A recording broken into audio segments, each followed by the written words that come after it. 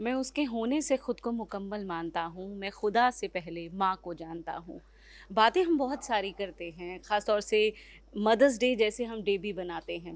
लेकिन जब बात आती है माँ को लेकर के वो बातें, वो संदेश समाज तक पहुँचाने की जो पहुँचना चाहिए, आज के सोशल सिनेरियो में, तो बहुत कम हो पाता है। ऐसा ही कुछ होने जा रहा है जो निश्चित तौर पर पंजाबी फ़िल्म इंडस्ट्री की भी मैं कह सकती हूँ कि इबारत बदलने वाला है, माँ फ़िल्म के साथ। माँ फ़िल्म बनाने वाले, उसमें दिखने वाले, उस फ़िल्म को ज़िंदा करने वाले हमारे साथ हैं तमाम वो बड़े किरदार। बहुत-बहुत स्वागत है आपका Gippy paaji, thank you ji, Divya thank ji you. और कुकी पाजी। बहुत-बहुत स्वागत है थैंक यू आपका। जी, थैंक बहुत यू, मेहरबानी। Thank you. सबसे पहले शुरुआत मैं आपसे करती हूँ क्योंकि अ, उस चीज़ को बनाना बहुत मुश्किल होता है, उस आइडिया के साथ आगे बढ़ना, तो एक फ्लैग बेरर का काम हो जाता है, वो जी। आपने किया है, उस सोच को बदलने का। सब्जेक्ट किस तरीके से आपने चुना ये? एक्चुअली क्या है कि सब्जेक्ट नहीं चुना मैंने। नॉर्मली क्या है कि हर बच्चा अपनी माँ को बहुत प्यार करता है, और मैंने भी अपनी लाइफ में, क्योंकि मैं बहुत छोटा था जब मेरे फादर चले गए, तो मेरी मदर अकेले थे। बहुत सी चीज़ें थी जो ज़िंदगी में मैंने देखी कि मेरी माँ ने कैसे की हैं। तो मन में था कि एक फ़िल्म बनाएंगे माँ के ऊपर बड़े टाइम से।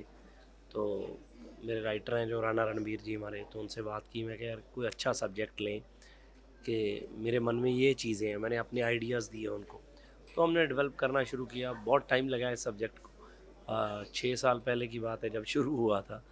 तो फिर उसके बाद टीम इकट्ठी हुई, डायरेक्टर आए बलजीत सिंह देओ, दिव्या जी आए, सारी टीम आई, एंड देन फिल्म स्टार्ट की। फिर कोविड की वजह से फिर रुक गया, थोड़ी शूटिंग भी रह गई थी। तो अभी फिनिश किया शूटिंग। तो डे वन पे था कि यार बड़े पर्दे पे इस फिल्म को देखें। कभी भी हम इस फिल्म को लेके, कभी भी हमारे मन में ये नहीं था कि कोविड आ गया या कुछ आ गया इसको ओटीटी पे डाल दें या कुछ ऐसे डाल दें। कुछ फिल्में होती हैं जो आप सिनेमा में देख नहीं चाहते हो, ये उन फिल्मों में से थी, है ना, जो एक कंप्लीट फिल्म होती है।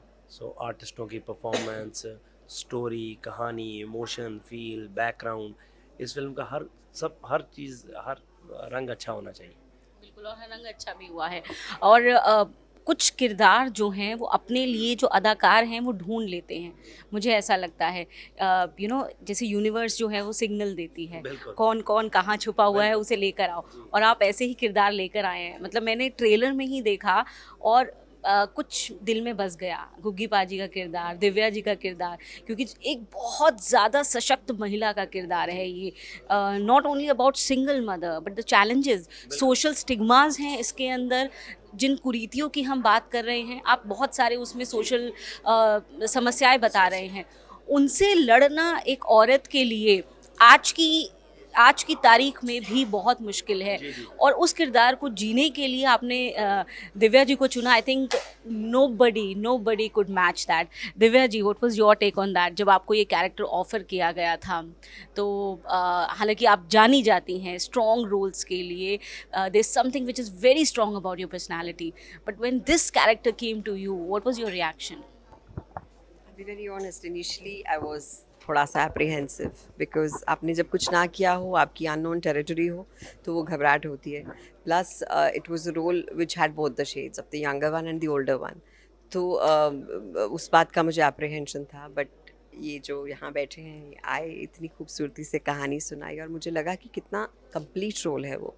और एक एक्टर के लिए इतनी सारी लेयर्स को पोर्ट्रे करना, आई थिंक एक बहुत ही खूबसूरत बात है. और मुझे लगता है पंजाब में अभी मेरे को बात करते करते लगा कि डेकेड्स पहले शायद कोई वुमन ओरिएंटेड फिल्म आई थी, शायद चांद परदेसी होगी, अगर होगी तो वो भी मुझे नहीं पता. बट उसके बाद आई डोंट थिंक सो कोई बहुत शिद्दत के साथ एक सब्जेक्ट लेके आया, वो भी माँ टाइटल का. और उसमें इतना अनंत विश्वास है, उसमें इतना पैशन है और इतने शौक और जोश के साथ जो आए, तो मुझे लगा I will be fool if I don't take this up. And I am so happy because बतौर एक्टर ये मेरे लिए बहुत बड़ा चैलेंज था और बहुत ही मज़ा आया. And I am so happy to bring a film like this as coming back after so many years. बहुत सालों बाद आ रही हूँ और इस फिल्म के साथ आ रही हूँ, इसकी मुझे बहुत खुशी है.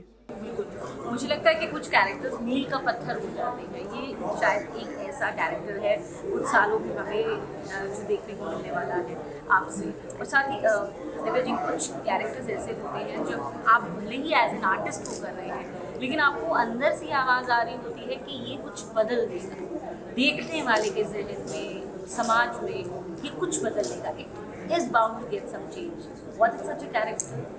Did it come to you? It 100% is such a character because what happens is I think visual medium जो है वो बहुत बहुत strong है. हम जो सुनते हैं वो फिर भी ठीक, जो बोलते हैं वो हमें कई बार लेक्चर लगता है, लेकिन जो हम देखते हैं वो हमारे जहन में बैठ जाता है. तो कई सारी चीज़ें हमें लगता है कि हम फॉर ग्रांटेड ले लेते हैं. हमारी रोज़ की ज़िंदगी, आज बिजी हूँ, आज बात नहीं कर पाई, कल कर लूँगी, मम्मी तो हैं, डैडी तो हैं, इट्स ओके, वो तो घर पे ही हैं, कोई कहाँ जाने वाले हैं और शिकायत थोड़ी करेंगे. लेकिन when you see a film like Maa, it's going to hit you hard what you're not doing. मेरे बहुत दोस्त हैं रीमा जो कहते हैं कि यार मम्मी थी तो मैंने ये नहीं किया, यार करना चाहिए था. तो वो रिग्रेट्स रखने का कोई मतलब नहीं है. आई थिंक ये फिल्म वही चीज़ को पिन पॉइंट करती है, एम्फसाइज करती है, अंडरलाइन करती है कि अभी वो चेहरों पे मुस्कुराहट ले आए उनके जिन्होंने आपको ज़िंदगी भर ताउम्र प्यार दिया है, अनकंडीशनल प्यार दिया है. So I think this film is a gift to not the parents but to the children to remember again what they have forgotten. Very beautiful. Thank you so Thank much. you. Himanshi, आपका character जो आप कह रहे थे, आप जब बात कर रहे थे यहाँ पर तो आप एक चीज़ कह रहे थे कि एक इमेज बन जाती है और पहले आपको उस इमेज को लेकर आगे चलना पड़ता है, फिर आप उसमें से कुछ डाइवर्ट कर सकते हैं.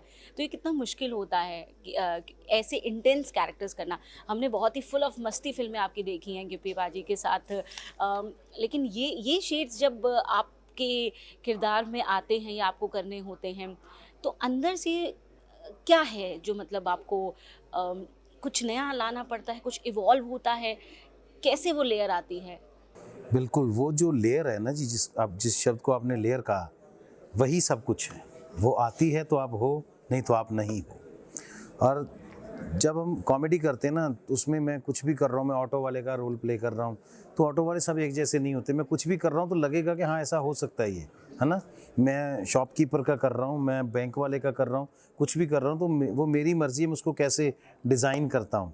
लेकिन when you are playing mother, particular उस रिश्ते की बात जब होती है, फादर, एक लॉयल हस्बैंड, तो ये जो चीज़ें होती हैं वो प्ले करने के लिए आपको फिर एक सर्टन फ्रेम में आना पड़ता है. उसके बाहर आप जा ही नहीं सकते. तो उस करैक्टर को ज़िंदा करने के लिए पहले आपको उसमें जाना पड़ता है. तो लोग ये भी कहते हैं कि उसकी आत्मा अपने अंदर लानी पड़ती है या आपको उस करैक्टर के अंदर आत्मा बन के घुसना पड़ता है. तो जब तक आप वो नहीं करते ना, तो आप जितना मर्जी परफॉर्म करते रहो, वो परफॉर्मेंस ही गिनी जाएगी. वो आपको वो करैक्टर नहीं कभी ओरिजिनल बना पाएगा. और हम जब तक उस करैक्टर को खुद से जी नहीं लेते ना, तब तक वो एप्रिशिएट नहीं हो सकता. तो मुझे लगता है कि कॉमेडी से एकदम निकल के स्विच करना इतने इंटेंस करैक्टर पे बहुत कई बार मुश्किल हो जाता है. मुश्किल भी हो जाता है और आपको लगता है कि कभी कभी कहते हैं कि जो आपका अपना सर्वश्रेष्ठ होता है, द बेस्ट ऑफ योर्स, वो आपके खुद के लिए एक चैलेंज बन जाता है. और क्योंकि दुनिया ने जो बेस्ट ऑफ गुग्गी बाजी देखा है वो एज अ कमेडियन देखा है, वो देखा है कोई आदमी जिसकी बातें आप सुनेंगे आपका स्ट्रेस दूर हो जाएगा, आप हंसने लग जाएंगे. तो क्या ये एक बोझ भी बन जाता है कई बार कि जब आप चाहते हैं ईजिली नहीं निकल पाते हैं आप उस डोमेन से? क्या ऐसा लगा, महसूस हुआ? बोझ नहीं होता, वो एक चैलेंज बन जाता है. क्योंकि लोगों ने तो ये मान लिया कि उन्होंने हमारा बेस्ट देख लिया, लेकिन हमें होता है कि नहीं, बेस्ट अभी बाकी है, पिक्चर अभी बाकी है मेरे दोस्त, है ना. ये जो फील होता है ना कि नहीं अभी और करना है, बेस्ट करके देना है. तो एक एक्टर ही ऐसी चीज़ है जिसकी ना तो कोई एज होती है. जब मैं 92 ईयर्स का भी हो जाऊँ, अगर हो गया तो परदादा का रोल भी निकलेगा. हाँ जी, रब्दी देर ना तुसी 192 दे भी हो गए. तो ये हम एक एक्टर है जो कभी रिटायर्ड नहीं होता और कभी ये अंदर से इसकी रिटायरमेंट हो भी नहीं सकती.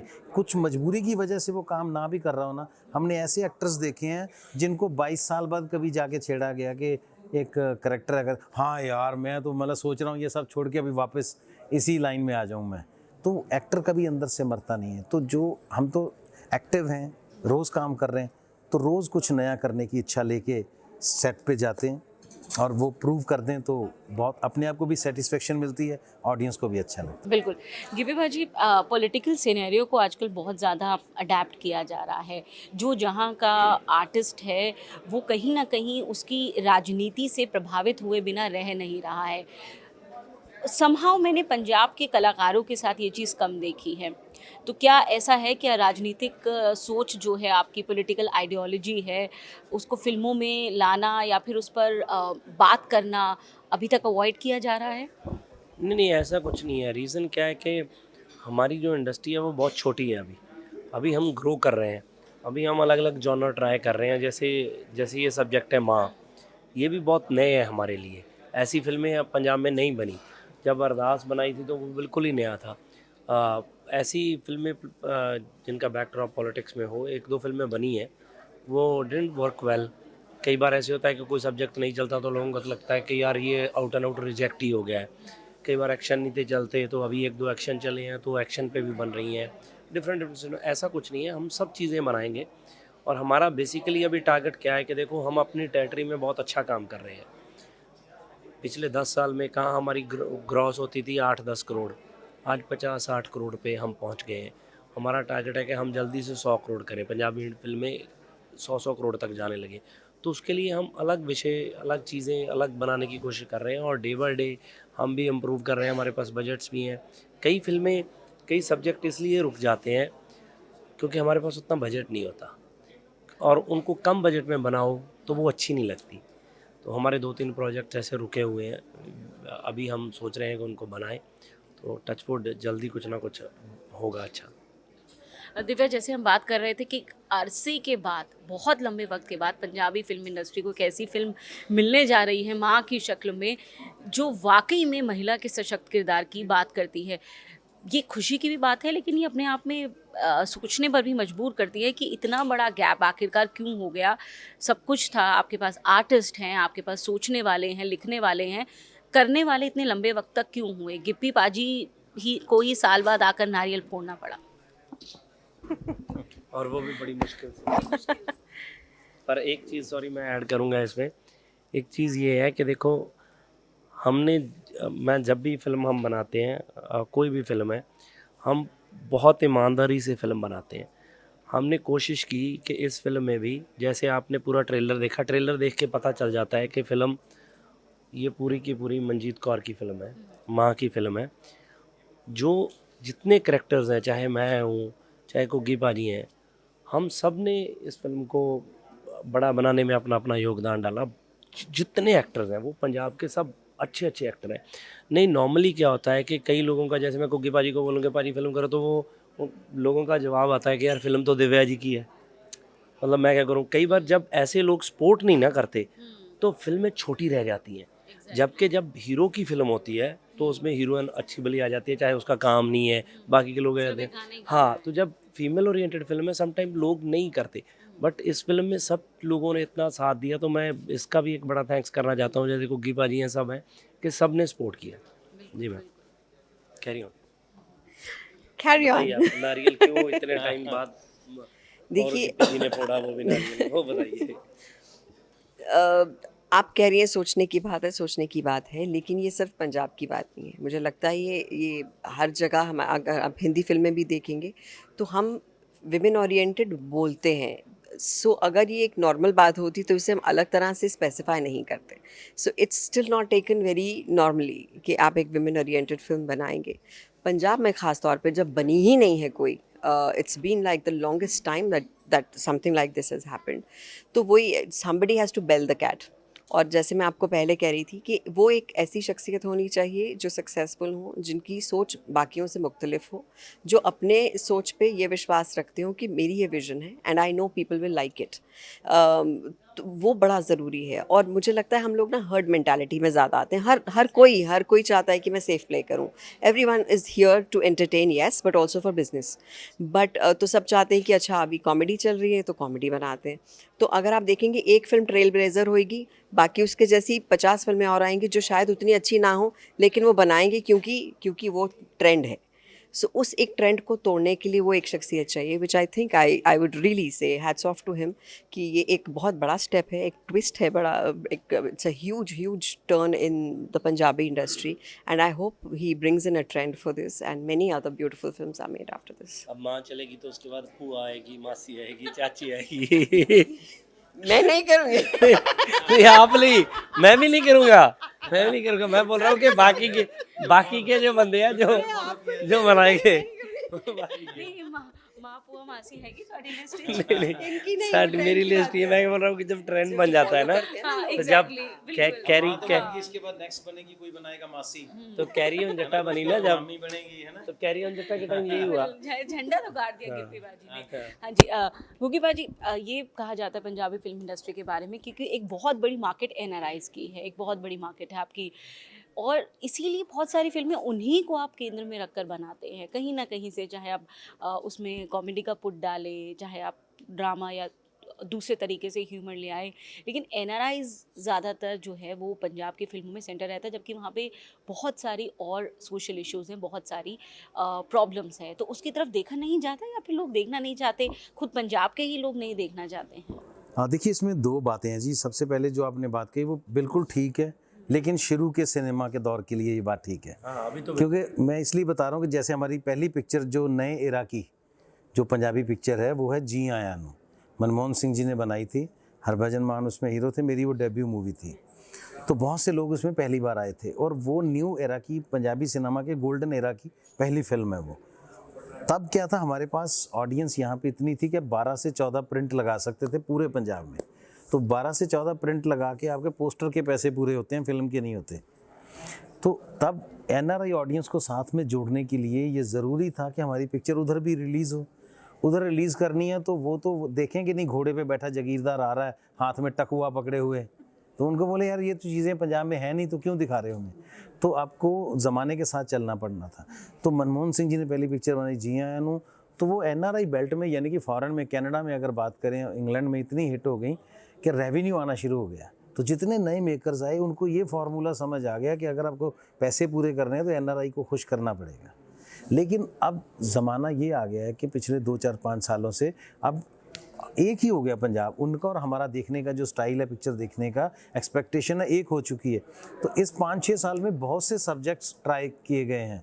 जैसे हमने एक पिक्चर बनाई लॉक, जिसमें गिप्पी थे, है ना, मैं था, समीप कंग। आपकी जोड़ी तो पंजाबी फिल्मों में मतलब राम लक्ष्मण टाइप की हो गई है।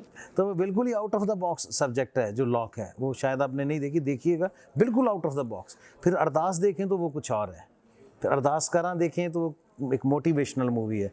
अब ये माँ की बात अगर हम करें तो ऐसे अब और भी बड़े मेकर्स हैं जो अब डिफरेंट जॉनर्स ट्राई कर रहे हैं और सिनेमा को कंप्लीट कर रहे हैं। एग्जैक्टली ये बहुत अच्छी बात आपने कही। मेरा आखिरी सवाल ये है कि जो होता है समाज में उसका असर कलाकारों पर बहुत पड़ता है। उसकी एक वजह ये है कि उनको सोचना या प्रेरणा समाज से ही लेनी है, और दूसरा वो शायद आम लोगों से ज़्यादा सेंसिटिव होते हैं, तभी वो कला के क्षेत्र में होते हैं। तो अभी जो पंजाब में हमने देखा बहुत वायलेंस हुई है, बहुत तरह की घटनाएं हुई हैं, तो आपके अंदर का कलाकार कभी चाहता है कि इस पर रिएक्ट किया जाए या फिर आवाज़ उठाई जाए, या फिर दरअसल जो जिम्मेदार लोग हैं उन तक बातें पहुंचाई जाएं कि क्या गलत हो रहा है, क्या सही हो रहा है? क्योंकि जनरली मैं पंजाबी फिल्म इंडस्ट्री से ऐसी कोई आवाज़ आती हुई देखती नहीं हूँ, तो क्या वजह है? मतलब क्या सेफ प्ले करना चाहते हैं सभी लोग? देखिए, ये जो मसला है ना, ये लॉ एंड ऑर्डर का मसला है, ठीक है। जब भी आपकी स्टेट में ऐसी चीज़ें होती हैं तो आपको तकलीफ़ होती है, दुख होता है, लेकिन हम बहुत ज़्यादा इसमें इन्वॉल्व होकर कुछ ज़्यादा बातें इस पे करते नहीं हैं, क्योंकि शायद करने वाले लोग यही चाहते हैं कि इसकी चर्चा हो, सोशल मीडिया पे इसके बारे में बातें हों और ये चीज़ें और स्प्रेड हो जाएं। जब एक आर्टिस्ट लाइक हिम, है ना, या मैं या कोई भी ऐसी, अगर हम इस चीज़ में बहुत ज़्यादा इंटरेस्ट लेंगे तो शायद हम उनका काम आसान कर रहे हैं कि इसको और स्प्रेड करो, इसको और। तो मुझे लगता है कि लॉ एंड ऑर्डर को अपना काम करना चाहिए, गवर्नमेंट को अपनी जिम्मेदारी समझनी चाहिए, और नैतिकता के आधार पर अगर हम देखें तो इन चीज़ों में बहुत ज़्यादा हमें जाना नहीं चाहिए। वरना ये तो एक अच्छे मेकर के लिए तो ये लालच हो सकता है कि इस पर पिक्चर बनाओ, है ना, इसी सब। हाँ, लोग ढूंढते हैं कंट्रोवर्शियल इश्यूज। लेकिन अच्छा है कि ऐसी पिक्चरें ऐसे सब्जेक्ट्स पे ना बना के सामने लाई जाएं जो इस तरह के चलन को ग्लोरीफाई करें। एग्जैक्टली और कुछ तो यूनिक है पंजाबी फिल्म इंडस्ट्री के साथ। आप कभी भी अपने परिवार के साथ चाहते हैं फिल्म देखना, तो आप कोई भी पंजाबी फिल्म बिना सोचे समझे प्ले करके देख सकते हैं। और आज की डेट में मैं ये गारंटी के साथ कह सकती हूँ कि ये हौसला कि अगर आप विद फैमिली फिल्म देख रहे हैं और एक अच्छी साफ़ सुथरी फिल्म आपको देखनी है, तो वो आप मैं क्योंकि मैं खुद पर्सनली यही करती हूँ, तो बिना सोचे समझे पंजाबी फ़िल्म आप प्ले कर सकते हैं और ये अच्छाई बनी रहे, साथ में ऐसे संदेश सामने आते रहे। बहुत बहुत धन्यवाद आपका गिप्पी पाजी, दिव्या जी और गुग्गी पाजी इस बातचीत के लिए। नमस्कार। नमस्कार।